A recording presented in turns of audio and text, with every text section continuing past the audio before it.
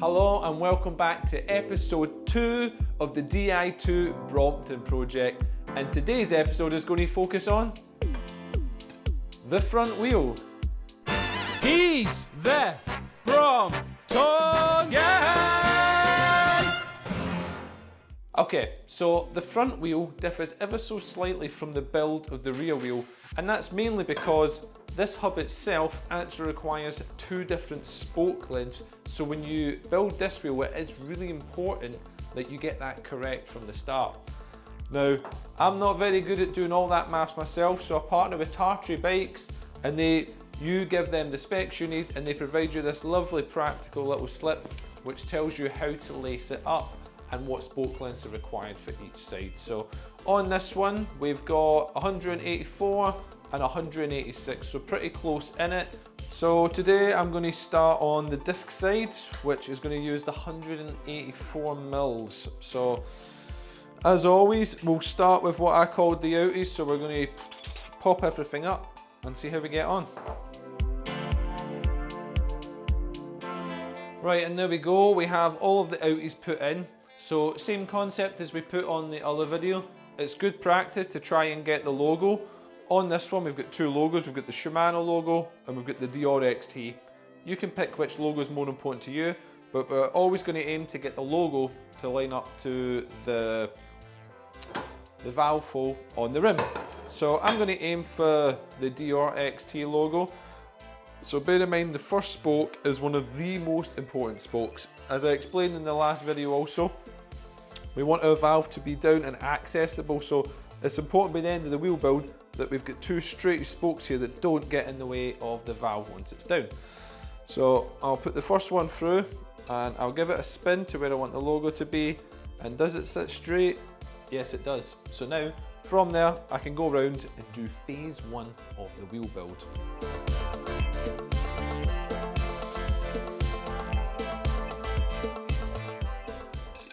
Phase 1 complete, the least stressful phase of the wheel, and it makes you think you're on good track. So with this itself here, as you can see, we've obviously got a pattern of missing 1, and when it comes up to here, we want to miss 3 holes in total. So we're in 1, then we're skipping 1, 2, 3, and then in on the 4th. You also see that majority of wheels also have offset spacing, so just make sure you actually follow that spacing as you go around there. The other thing I always like to check is when I do turn it counterclockwise, which is what we're going to do, to make sure that the straight spoke here next to the valve actually lines up with my logo, which it does perfectly there. So for the next one, let's get the next 16 through and go from there. Right, and there we go. The other 8 spokes are in for this side of the wheel here. So all I need to start doing now is to lace them through. Now, as I said before, these were spec'd in a free cross pattern. In order to achieve a free cross pattern, it's nice and simple.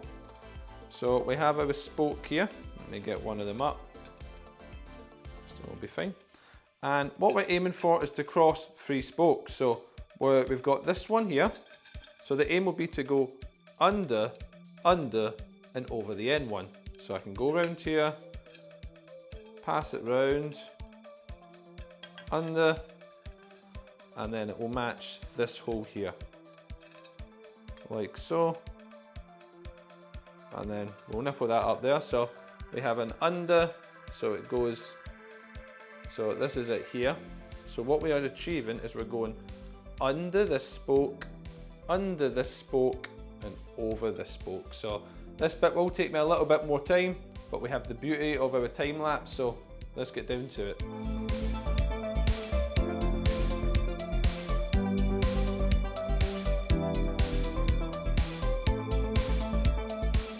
Right, and we have done the disc side of lacing.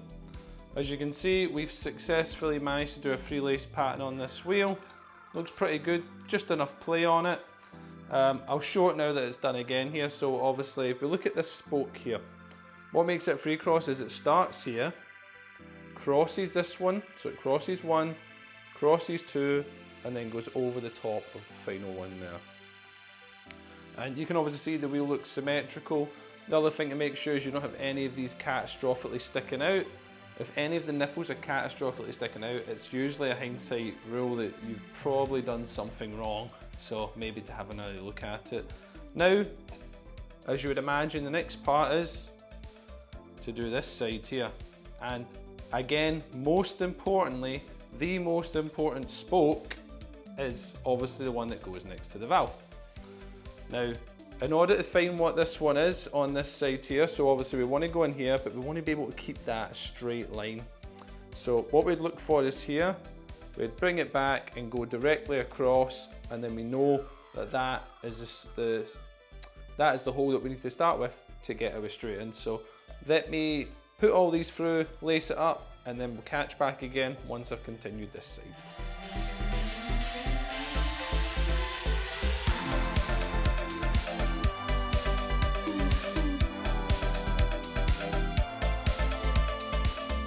And phase 3 is done. So as you can see here, we can actually see the twisting pattern on it already. We can see we've got the valve here, so we followed that through, comes through perfectly across, up, and that creates our straight valve hole here, which looks great. So as you would imagine, phase 4 is we'll put the other ones, drop them down, bend them up, and this is one of the tighter parts to get done, so I actually sometimes prefer doing this drop by drop, so I'll batch these through and then show you the next one. As I say, I could sit and do it through every single one of these, but as soon as you get the concept, it just flies in. So let me get that side there and see how we get on.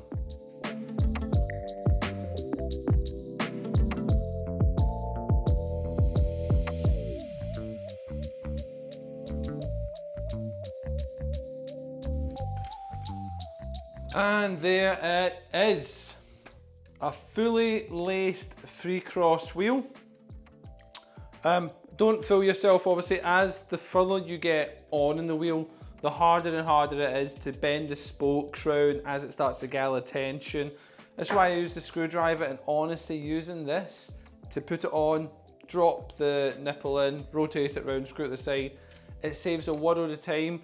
I feel like when you're doing it like this and faffing around trying to get it in, you end up just scratching the rim and it's just an absolute mess. So if you've got a jerry rig or a truant stand, as you can see from my early stages, I used it earlier on this time than I did in episode 1 because I learned that that was super effective. So now that we've got a basic wheel, now that everything's in there, it is ready to get some tension and start the truant process for this. Very much like yesterday, what we'll focus on next is the remaining threads, bringing all the nipples down so that all the threads fully covered, so that we have a sort of 0 point once we start using the spoke key. So very simply for me, back in the stand, go around all the 32 spokes and get everything to 0 there. So let's go for it.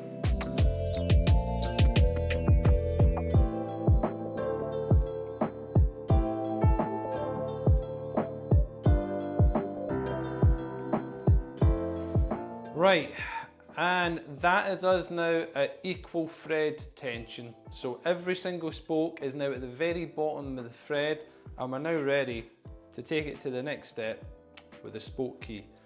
The important thing to remember when truing a wheel is it goes against your head's common logic, and this is where a lot of issues come in place. We're taught in life that righty tighty, lefty loosey. Same can't be said when tightening a wheel spoke. The best way to always remember it is I always try and picture how it would look if I was doing it from the bottom. But what happens if we stay on the right hand side here, the lefty loosey means tighten and the righty tighty means loosen. So this bit is where you probably want to take a little break, get your head down, and every single spoke you tighten, just really put a bit of thought into the way that you're tightening it. At first I normally do 2 full tightens and go around each one, flip the wheel and do the exact same. And keep doing that until I get a decent enough tension on it on that side. So I'm going to go take myself a 5-10 minute break and then we'll pop back for the next part of this.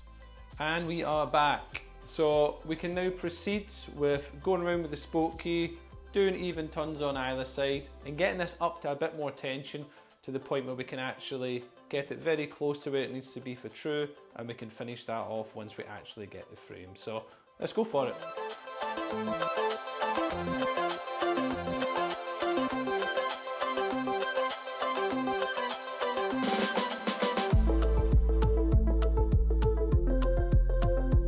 Right, and we are done.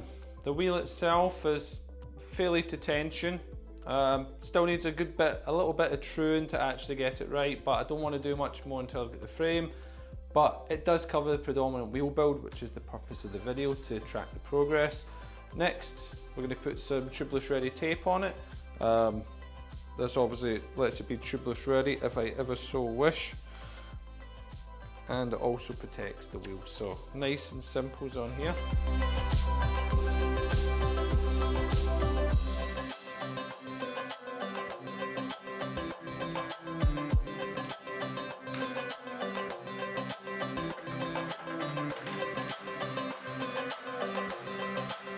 Lovely, and same as before, once we have the tape round it, we'll find the valve hole, and then that's the only hole we need to poke out for obvious reasons.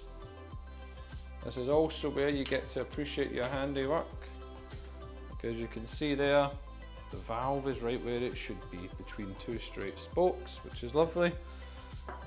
And what we'll do with this, again, we will fire a tube and a tyre on it just to make sure that it's all good.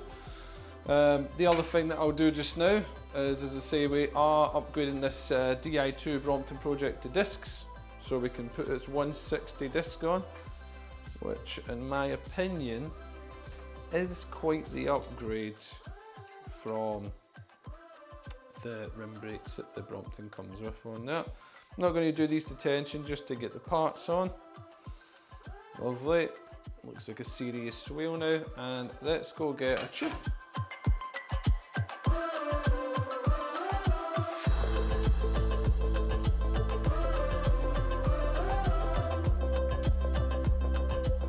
And we are done.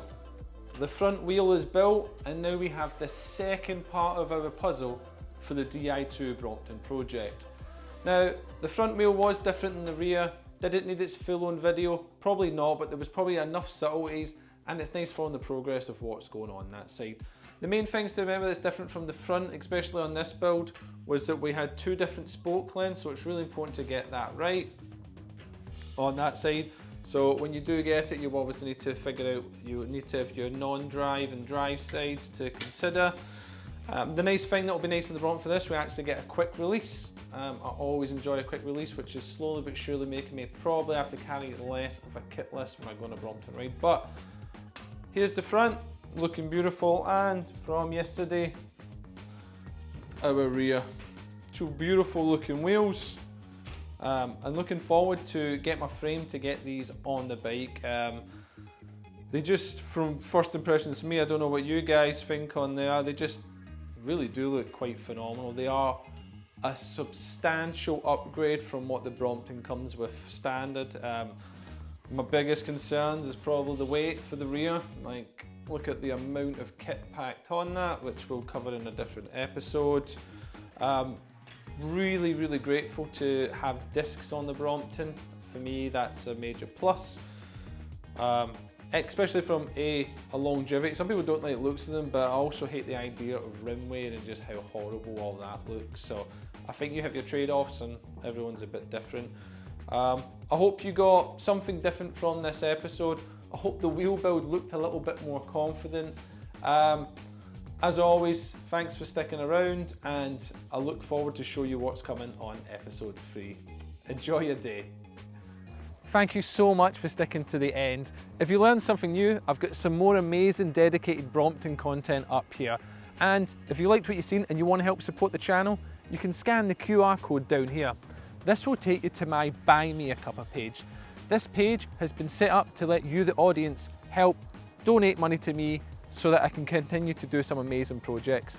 At the moment, I'm working incredibly hard to raise the funds for a Brompton T-line, because some of the upcoming projects I want to do in the pipeline require this specific bike. Don't want to give too many reasons why yet, but any help you can give will go such a long way, and thank you if you can donate just a little to the channel. Hope you've enjoyed it. Until the next one, goodbye.